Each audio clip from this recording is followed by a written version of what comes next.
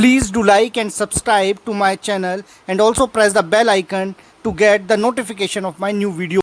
Hello students and friends, मैं sir doctor अभिषेक महेश्वरी। आज हम डिस्कस करेंगे पीएमटी फंक्शन के बारे में। पीएमटी एक्सेल का एक बहुत ही इंपॉर्टेंट फाइनेंशियल फंक्शन है जिसका यूज़ इंस्टॉलमेंट्स या एन्युटी निकालने में यूज़ होता है।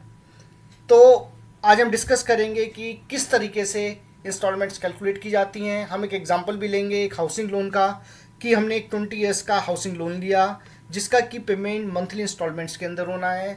तो किस तरह से मंथली इंस्टॉलमेंट कैलकुलेट होगी और किस तरह से हर इंस्टॉलमेंट में कितना हमने इंटरेस्ट पेमेंट किया है, कितना प्रिंसिपल पेमेंट किया है, ये सब चीज़ें कैसे कैलकुलेट की जाती हैं। तो पहले हम स्टार्ट करते हैं पीएमटी को समझने के लिए एक सिंपल क्वेश्चन से। तो you have taken A loan of ₹40,000 at 10% compound rate of interest. Loan is to be paid in 5 equal annual installments. Find out each equal annual installment. यानी आपने 40,000 का लोन लिया। लोन कब लिया? आज की डेट में लिया। तो this is the present value. Then कितने साल के लिए लिया? 5 ईयर्स के लिए। तो this is the NPR. Rate of interest is 10%।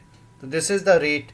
और पीएमटी फंक्शन के लिए सबसे पहले इक्वल टू साइन, फिर हम लिखेंगे पीएमटी ब्रैकेट स्टार्ट, फिर जैसे जैसे इसमें पूछा जाए सबसे पहले रेट पूछा है तो रेट पे क्लिक कर दीजिए 10%, कोमा एनपीआर पूछा है तो ये 5, कोमा पीवी तो माइनस साइन लगा करके 40,000, माइनस एफवी क्वेश्चन में नहीं है तो 0, और कोमा टाइप में 0 क्योंकि इंस्टॉलमेंट का पेमेंट हम साल के एंड में देंगे, 0, ब्रैकेट क्लोज एंड एंटर।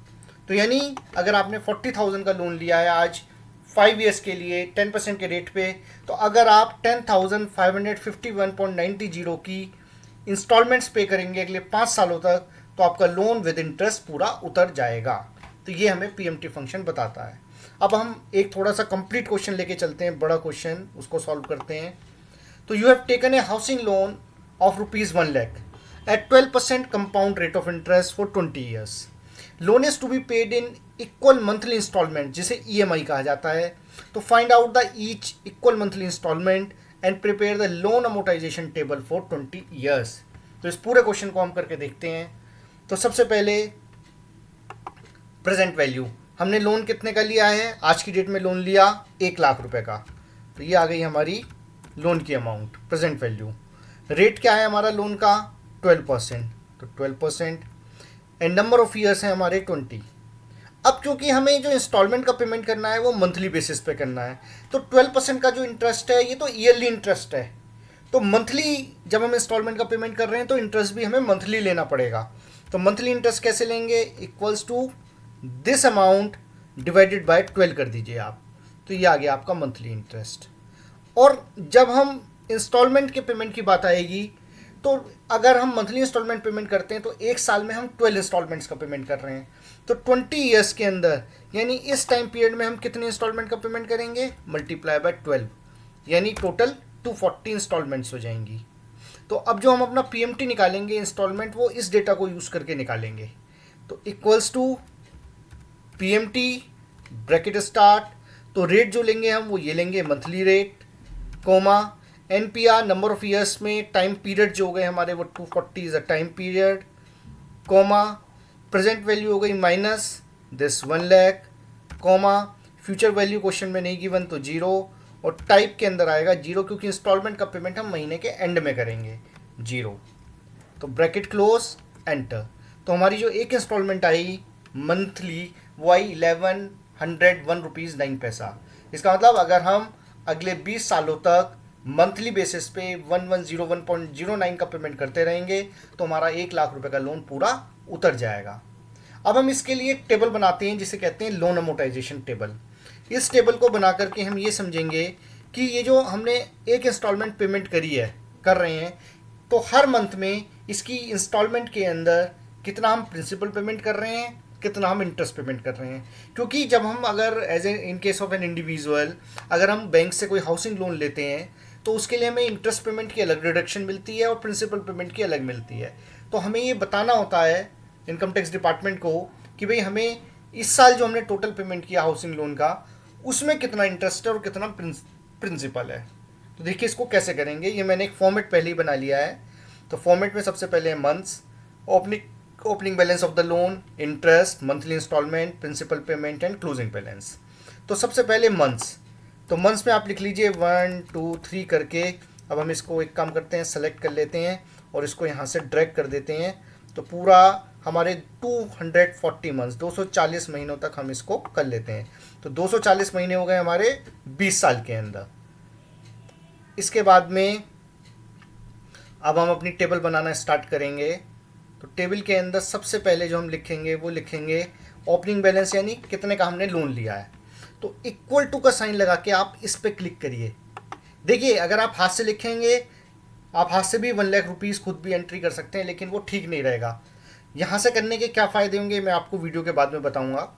तो यहाँ से आपने इस पर क्लिक किया तो ये आ गया ओपनिंग बैलेंस आपका 1 लाख रुपीज़। अब आ जाइए इंटरेस्ट पे। तो इंटरेस्ट कैसे निकाला जाएगा, इक्वल्स टू जो भी आपका ओपनिंग बैलेंस होगा उस पर आपको इंटरेस्ट पेमेंट देना है। तो 1 lakh multiply by rate of interest कितना है आपका 1%। अब ये जो रेट ऑफ इंटरेस्ट है ये हमेशा 1% ही रहेगा, इसमें हम कभी कोई चेंज नहीं चाहते। हालांकि जो ओपनिंग बैलेंस है वो हर बार चेंज होता रहेगा जैसे जैसे पेमेंट होता रहेगा, बट क्योंकि इंटरेस्ट हमें हमेशा सेम ही रखना है तो इसको 1% को फ्रीज करने के लिए हमें इसके आगे डॉलर साइन लगाना पड़ेगा। डॉलर साइन का मतलब ये होता है कि अब ये जो 1% वाली वैल्यू है ये कभी चेंज नहीं होगी, the rate will always be same 1%। तो ये आ गया हमारा 1000 रुपीज़। अब मंथली इंस्टॉलमेंट हमने ऑलरेडी कैलकुलेट कर लिया है, वो ये है। इसको भी हमें चेंज नहीं करना, पूरे 240 महीनों में ये सेम रहेगी। तो इसके आगे भी इसको भी हम फ्रीज कर देते हैं डॉलर साइन लगा के। तो ये डॉलर साइन लगा करके हमने इसको फ्रीज कर दिया। तो ये आ गई हमारी मंथली इंस्टॉलमेंट। अब जो हमने पहले महीने में मंथली इंस्टॉलमेंट दी है 1101.09, इसमें से 1000 रुपीज़ तो हमारे इंटरेस्ट में एडजस्ट हो गए। तो प्रिंसिपल पेमेंट हमारा कितना हुआ, तो टूवर्ड्स प्रिंसिपल जो हमने पेमेंट किया है वो दिस इंस्टॉलमेंट माइनस इंटरेस्ट, यानी पहली जो इंस्टॉलमेंट गई 1101 रुपीज़ 9 पैसे की, इसमें 1000 तो गए हैं टूवर्ड्स इंटरेस्ट और प्रिंसिपल के लिए गए हैं केवल 101.09। अब हम क्लोजिंग बैलेंस निकालेंगे। क्लोजिंग बैलेंस निकालने का तरीका होता है जो भी ओपनिंग बैलेंस था उसमें से माइनस कर देंगे प्रिंसिपल पेमेंट। तो ये आ गया हमारा क्लोजिंग बैलेंस। इस डेसिमल्स थोड़ा सा कम कर देते हैं हम।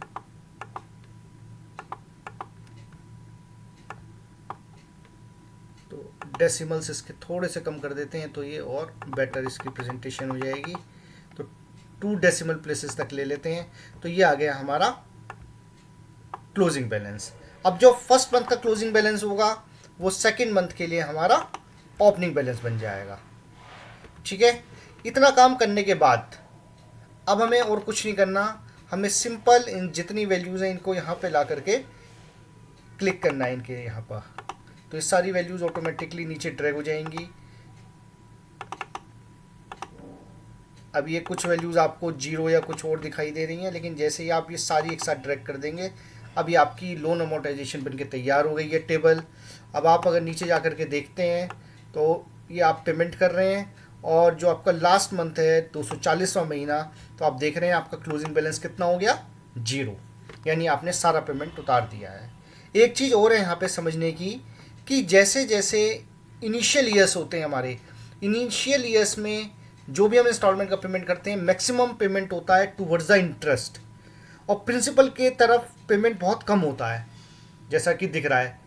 और जैसे जैसे हमारा टाइम पीरियड बढ़ता चला जाएगा, हम आगे आते चले जाएंगे, वैसे वैसे आप देखिए पेमेंट्स टूवर्ड्स इंटरेस्ट कम होता जा रहा है और पेमेंट्स टूवर्ड्स प्रिंसिपल बढ़ता जा रहा है, क्योंकि आपका क्लोजिंग बैलेंस जो है वो लोन का धीरे धीरे उतर रहा है, वो कम होता जा रहा है। तो उसकी वजह से हमारा और लास्ट में आते आते आप देखिए कि पेमेंट टूवर्ड इंटरेस्ट बहुत ही कम है और मैक्सिमम पैसा जो है वो आपका टूवर्ड्स प्रिंसिपल ही जा रहा है। तो आई होप कि आपको ये पूरा लोन अमोर्टाइजेशन टेबल बनानी समझ में आ गई होगी। अब आप इसको खुद ट्राई करिए, एज वेल एज इसमें 1-2 चीज़ें और भी समझने की हैं जो मैंने आपसे कहा था, मैं आपको लास्ट में बताऊंगा। कि मान लो आपने लोन 1 लाख नहीं 5 लाख का लिया होता, तो अब आपको सिर्फ यहीं पर 5 लाख करने हैं। यहीं 5 लाख किया आपने, ये पूरी टेबल अपने आप चेंज हो जाएगी। या आपको रेट चेंज करना है कि 12% नहीं, मेरे को 10% चाहिए, तो ये टोटल अपने आप सब कुछ चेंज हो जाएगा। या आपके नंबर ऑफ ईयर्स 20 की बजाय 15 है, तो आपने 15 किए तो देखिए आपकी सब चेंज हो गए, या आपका एनपीआर चेंज हो गया, या आपका पीएमटी चेंज हो गया, ये सब कुछ आपका चेंज हो गया है। इसको आप 2 डेसिमल प्लेसेस तक कर लीजिए तो ये आपको और बेटर दिखाई दे जाएगा। तो इन दिस वे, तो अगर आप इनको एक्सेल की सेल्स को लिंक करके टेबल बनाएंगे तो एक जगह चेंज करने से सारा अपने आप चेंज हो जाएगा। अगर आप यहाँ 1 लाख अपने बाय हैंड लिखते तो फिर यहाँ पे चेंज करने से यहाँ चेंज नहीं होता। अब हमने क्योंकि इसको लिंक कर रखा था तो वो सारा एक साथ चेंज हो गया। आई होप ये पूरा आपको समझ में आ गया होगा। अगर आपको ये वीडियो पसंद आई हो तो इसको लाइक करें, शेयर करें, सब्सक्राइब करें। Thank you.